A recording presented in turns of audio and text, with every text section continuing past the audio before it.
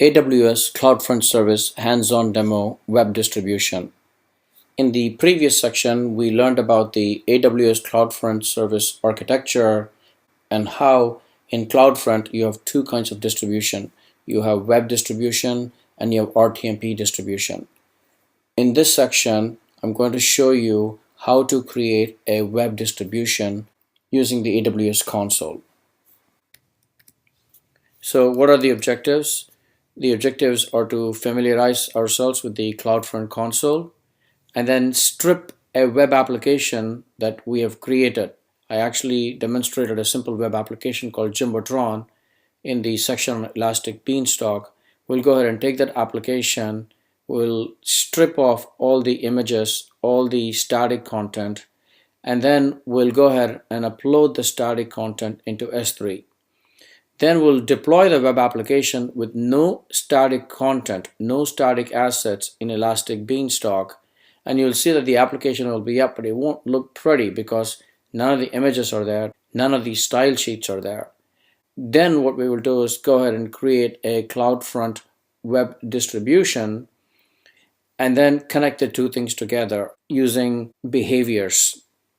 And then we'll go ahead and try to access the application through the CloudFront URL, and hopefully everything would work at that time. Let's go ahead and get our hands dirty. Here I am logged into the AWS Management Console. Let's go ahead and click on CloudFront, which is right here under Storage and Content Delivery. Click on CloudFront. Here's where you create a distribution. When you click here, you see a list of all the distributions. I don't have any distributions at this particular point. You see the different menu items on the left-hand side: cache statistics, monitoring, popular objects, top referrers, usage, viewers. These are things we talked about. All those things are available on the left-hand side in the menu. Now, this is where we create the distribution. We're not going to do that right now. Let's now go ahead and look at our application. Here's my Jumbotron application. If you look at the Jumbotron application, I have it running locally, and I can go ahead and run it locally right here. That's what my Jumbotron application looks like. It's got a nice look and feel, and it's got 4 images. 1, 2, 3, 4 images. So everything is looking good in my application. And if you look carefully on the left-hand side right here, exactly what kind of assets I have. I have an assets folder which contains lots of CSS and Flash and all the different plugins and some images. All these things are coming from Bootstrap. There's also a dist folder which contains more files from Bootstrap. I also have images. This is where the 4 different images were coming from. And then I also have a few JavaScript files. I have jwplayer.js, which is the HTML real-time player for playing video. There's also a jwplayer flash SWF, which is a flash file that goes with jwplayer. And there's also a style sheet for my web application. Now what I'm going to do, as you can see, the application works perfectly fine, but I'm going to take my assets, which are the assets folder, dist folder, images folder, Jumbotron CSS file, and the jwplayer file and the jplayer file. I'm going to take all these files and I'm going to delete them. Right mouse click and delete them. Don't worry, I have a copy of these files in a different folder. In fact, I have a copy of them in S3. I'm going to go ahead and replay. Oh, look at that. It looks pretty bad. There are no images. There are no styles. It looks pretty bad because there are no assets in my web page. If you look at index.jsp, you'll notice that index.jsp refers to the relative dist folder. It also refers to jumbotron.css, which is relative to the home page, the assets folder, and if you look down, there are references to images folder. So the images folder is something I deleted. The assets folder is something I deleted. The dist folder is something I deleted. And I also deleted 3 files, which were the JW Player SF, the SWF, which is the JW Player SWF, the JW Player.js, and also Jumbotron.css. Hopefully I can make this entire application work with CDN. Alright, so I've deleted these files. Now what I would like to do is package them up. Okay, now I'm going to do an export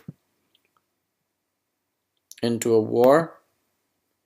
That's going to go into my home directory. Save, override existing file because I already had a war file. Okay, I've already created a war file at this point. Now what I would like to do is deploy this web application into my Elastic Beanstalk environment. So let's go back to my console. I have my Elastic Beanstalk environment. In Elastic Beanstalk, I've already created an application called Jumbotron. If you click on Jumbotron, there's already an application there. I would like to deploy this application that we just created. So upload and deploy. In the environment, choose the file. The file we created is jumbotron.war, which is right here. Open, deploy. Okay, let's say Jumbotron 1. I had an older version over there. Okay, deploy. Now it's deploying the newer version. I'll wait for the deployment to complete. Okay, it says the deployment is complete. Let's go ahead and test it out. That would be jumbotron-p elasticbeanstalk.com. Let's go ahead and try to visit that URL. There it is. Looks pretty bad. Nothing in it. By the way, my environment is a load balancer environment. So I could also go to the load balancer and click on that link. Let me go ahead and go to the EC2.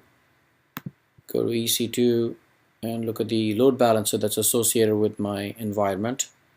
If I go to load balancers, there it is. This is the load balancer. This is the DNS name for the load balancer. I could actually go over here and access the application also. Let me go ahead and do that.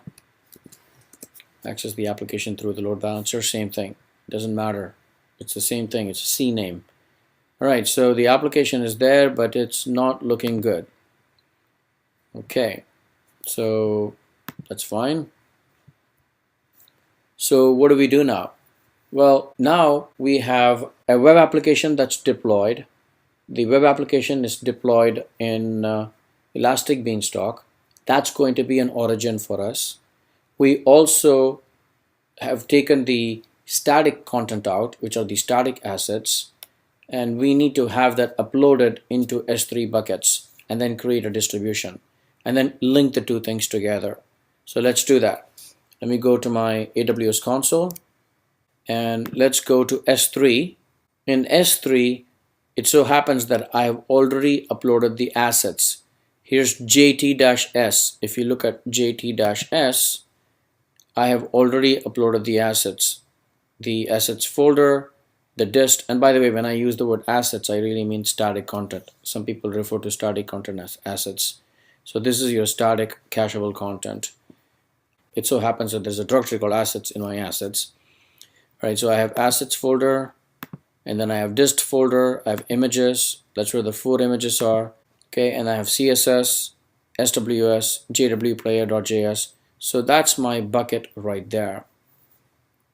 Okay, at this point, what we would like to do is create a distribution. Let's go ahead and create the distribution. For that, I should go to AWS console, open up another tab, and this time I'm going to go to CloudFront. Here's my CloudFront, and I'm going to create a distribution. So I say create a distribution. Notice when you create a distribution, there are 2 kinds of distributions you can create.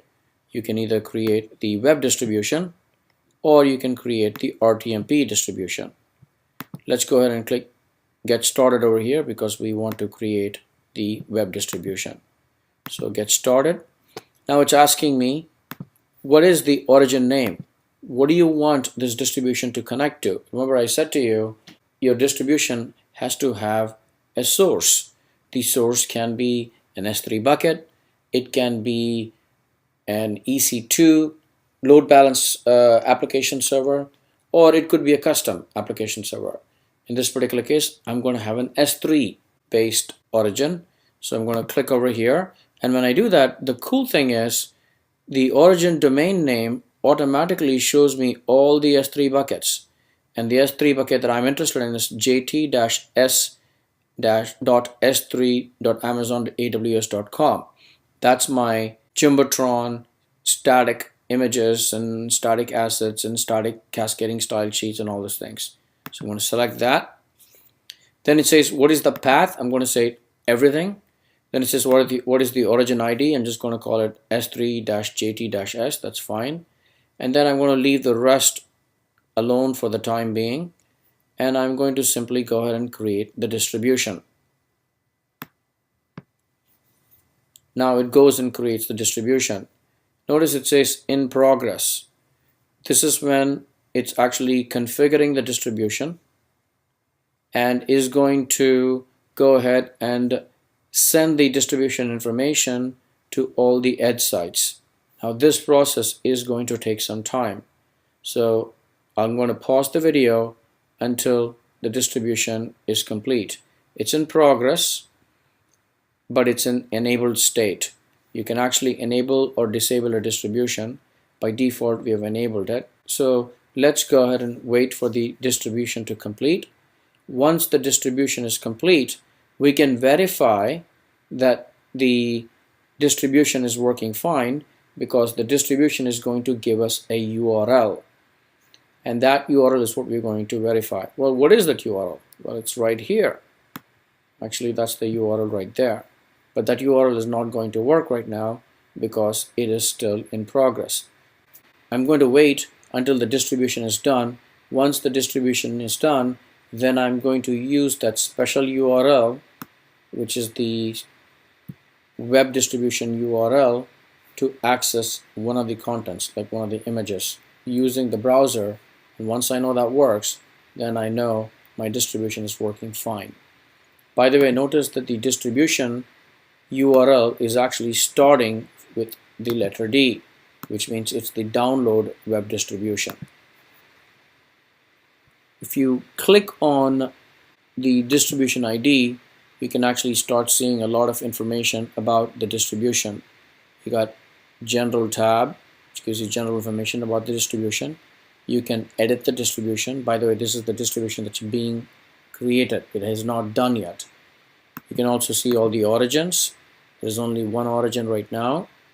There's also behaviors, error pages, restrictions, invalidations. All those things are available as part of the distribution. Let's go ahead and wait for the distribution to complete, and then we'll come back to some of the other items. Okay, so it took about 5 minutes for the web distribution to deploy. It says deployed at this particular point, and it's also enabled. And now we can verify if our deployment is successful. So what we can do is go to the URL. Let's go ahead and click on the URL.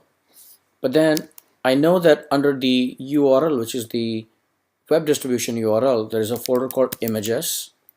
Underneath it, there's a file called jumbotron1.jpeg. Hit enter. There it is. The file is available. Jumbotron1 is available. Jumbotron2 is available. Jumbotron3 is available. And Jumbotron4 is also available. Okay, great. If you go back to your S3 console, in S3 under Jumbotron static, I have the images folder, and that's where the 4 images are. I also have a file called jumbotron.css. I can verify if that's available too. That would be right under the root. Jumbotron.css. And yes, that's available too. Let's verify something else. Let's verify something under the assets folder. Under let's go to CSS docs min.css. Okay, so under CSS, so it's assets CSS docs min.css, and that's available too. So we know that our web distribution URL is working. Okay, great. Now if I reload the page, still this is not working. If you look at the source code for the page, it is referring to the dist folder, it's referring to the assets folder, it's referring to the Jumbotron CSS file, right? So it's referring to the images folder for the various images. Well, it's referring to all these different folders under the root folder. What we're going to do now is connect our web distribution, which is already connected to S3, also connected to our EC2 backend, because we know that web distribution can have multiple origins, and we can have web distribution front a web application, and that's exactly what we are going to do. It's a little bit complicated, but let's go ahead and do it. Okay, so here I am back in my distribution. I'm going to go ahead and select the distribution we just created, and I'm going to make some changes so that we can connect to two different origins. So let's go ahead and click on origins on the distribution and go ahead and create another origin. This time I'm going to add the second origin, which is going to be my load balancer. There's my EC2 load balancer right there. Click on that and then say create. So at this point I have two origins. I have the Elastic Beanstalk load balancer, that's my EC2 web application, the dynamic web application. I also have my S3 bucket, which is my static storage or static content. Now I'm going to go ahead and click on behaviors. I'm going to add some behaviors.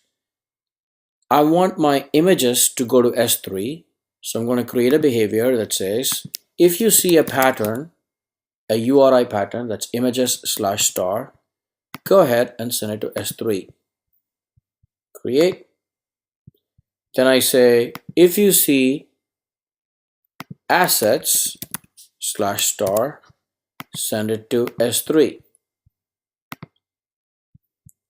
If you see dist/star, send it to S3, because that's where all these static contents are. This is where the routing behavior is being created. And if you see star.css, send it to S3. That would be jumbotron.css.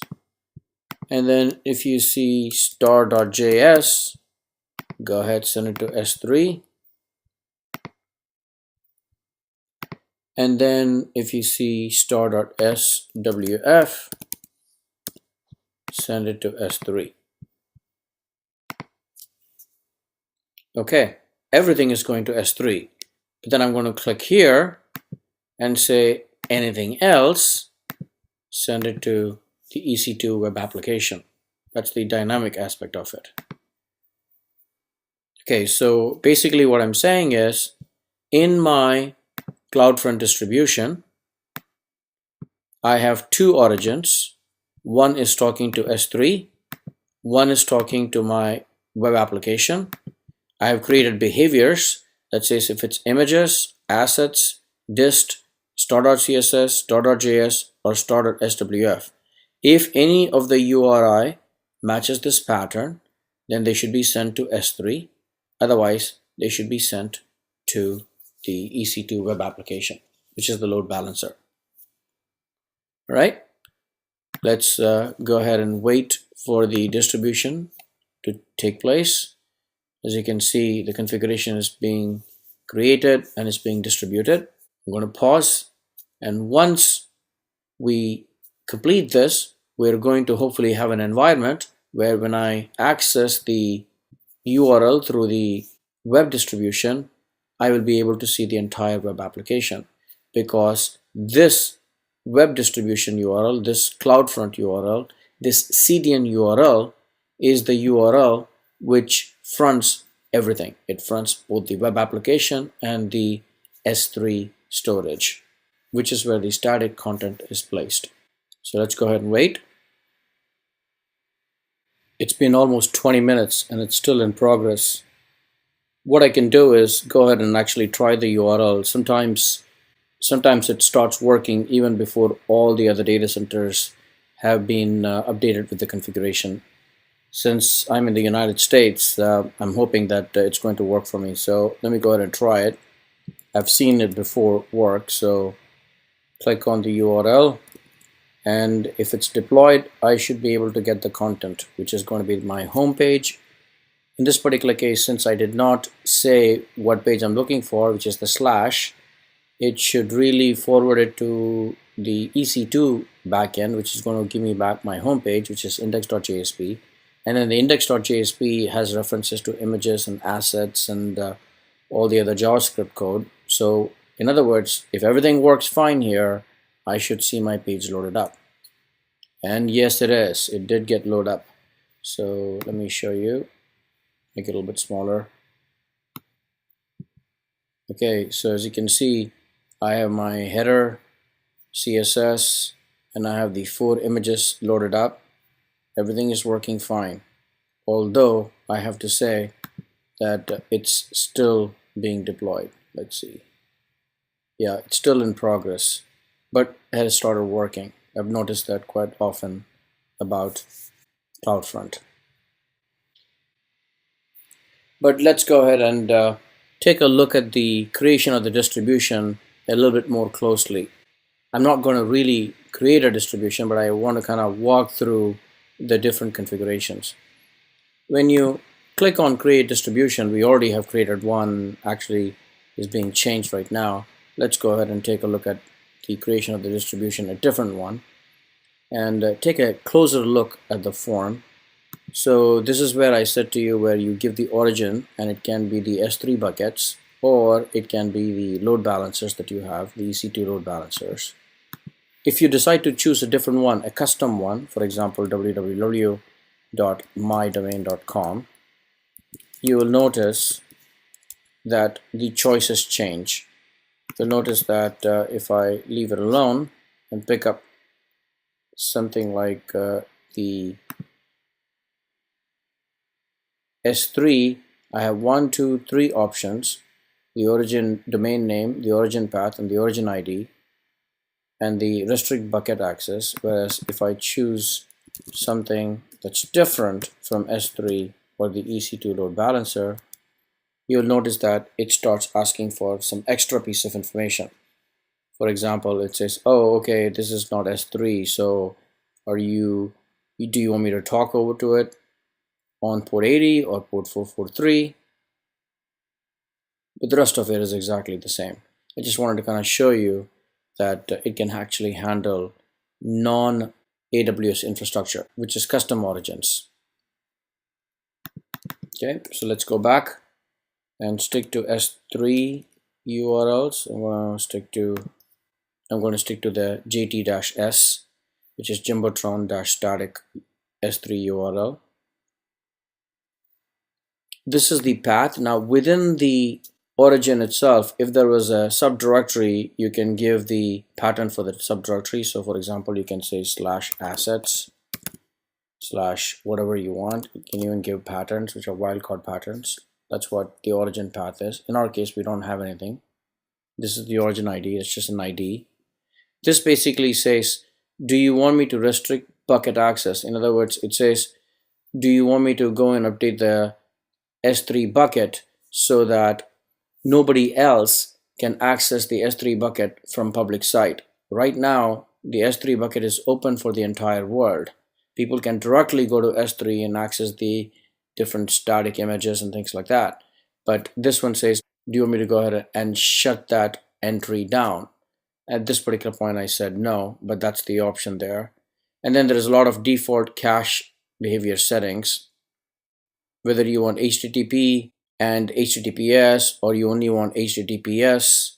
So those are some of the options that you have here for the users. We have decided to go with HTTP and HTTPS, which means we want the web page to be served over HTTP and HTTPS. So if I go ahead and type in http:// you'll see the page is being served. If I type in https:// you'll see the page is being served. Now the certificate in this particular case is the certificate which is the CloudFront certificate, and this is where the custom SSL and custom domains come into play with CNAMEs. And then you can also decide to choose which headers you want to forward. This is the forward header. Do you want none? You can say whitelist, you can say all. That's what that option is all about. I'm going to say none at this point. And then there are some minimum, maximum TTL values. This is where I talked about forwarding cookies. Do you want it to forward cookies? And then there's also, do you want to forward query strings? Yes or no? Remember we talked about price class. Price class is basically price band. You can say you want only US and Europe, or US, Europe and Asia, or all the edge locations. And then there's also logging, whether you want logging on or off. If you say you want logging, then you have to give the bucket for the logs. That's the S3 bucket for the logs. Also, when you want logging on, you can also give a prefix if it's going to be the same bucket that is being used for multiple distributions. Then you may want to give it a prefix so that all the files will be created with that prefix. And this is the distribution state, whether you want the distribution to be enabled or disabled. And then you go ahead and create the distribution. That's the idea behind creating a distribution. Okay, so we already have a distribution. It's still in progress. You can also click on the distribution and look at the details of the distribution. You can click on edit and you can make some of the changes there too. Then you can say yes, edit. I'm going to cancel it. We talked about how origins can be added.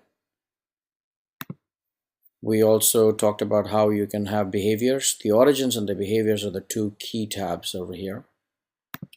We also, in our lectures, talked about custom error pages.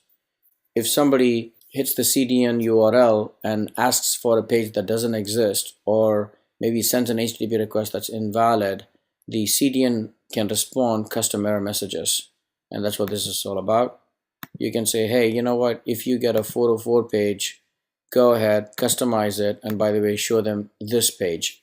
Then you can give them the path to the 404 or your custom error page that you want them to show. Same thing for all these other kind of errors, client errors and sub errors. The 400 errors or the client errors, which are errors that are being generated by HTTP requests by the end user client. The 500 errors are errors that may be coming from our backend infrastructure, which is the origin infrastructure, and it can also map those errors back to the user in a more meaningful way. So those are custom error messages. There's also restrictions. We talked about geo restriction. You click on edit, enable geo restriction, yes, and you can select the countries that you want whitelisted. You can select the countries that you want blacklisted. So that's the way by which you do geo restriction.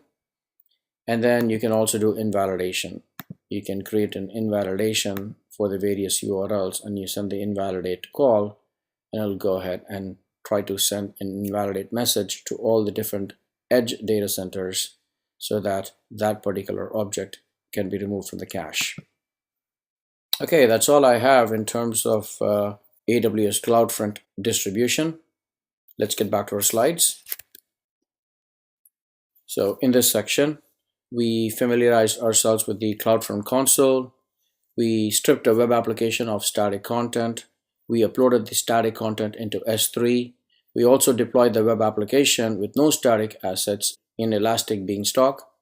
And then we created a CloudFront web distribution which fronted both Elastic Beanstalk, which handled all the dynamic pages, and into S3, which kept all the static pages, we brought them together and we were able to access the application through this CloudFront URL.